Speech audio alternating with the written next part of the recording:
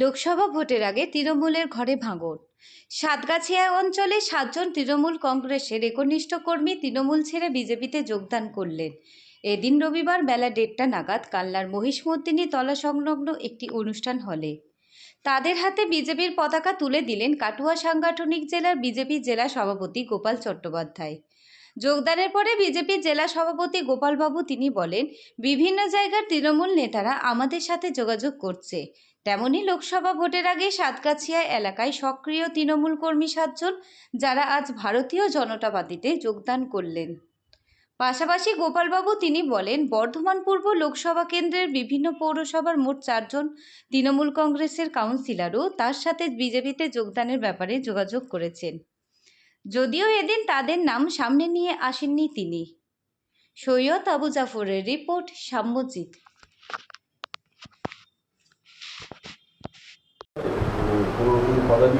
এরা পদে ছিল, এরা এখন এই মুহূর্তে নাকি বিক্ষুব্ধ, কিন্তু তাদেরও তৃণমূলের প্রতি তাদের আমরা জানি ইতিমধ্যে 7 অঞ্চলে বিজেপি পঞ্চায়েতও ভালো ফল করে।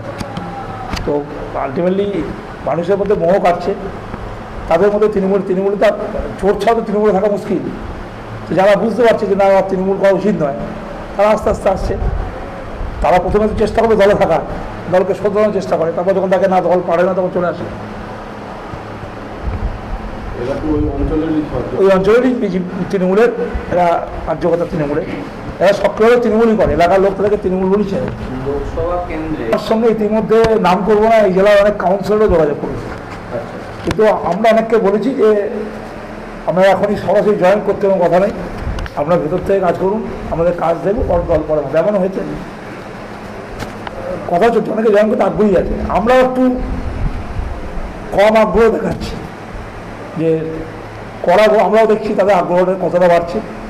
আর অনেকে আছে আমার সঙ্গে ইতিমধ্যে 4 জন কাউন্সিলর যোগাযোগ করেছে, আমি নামটা বলবো না। আচ্ছা, সব জায়গায় আছে, ঠিক আছে, কিন্তু আমি বলছি যে পদেরই আছে। তাহলে তো পুরসভার সংখ্যা তো আমাদের 5টা, 4 জন কাউন্সিলর বলছেন। 4 জন কাউন্সিলর বলেছে, হ্যাঁ, সব জায়গায় আছে। আমি আমার সঙ্গে 4 জন দেখা করেছে বলেছি, বাকিরা আমাদের দোকানকার লোকাল নেতৃত্ব, আমার সঙ্গে 4 জন কাউন্সিলর দেখা করেছে, ঠিক আছে। অনেকে রাতি খেয়ে বসে আছে, তো স্বাভাবিক বিষয় আছে না। এবার রানিং কেউ আছে, কিছু আছে, তো আমরাও ধীরে চলে নীতি নিয়েছি, ঠিক আছে।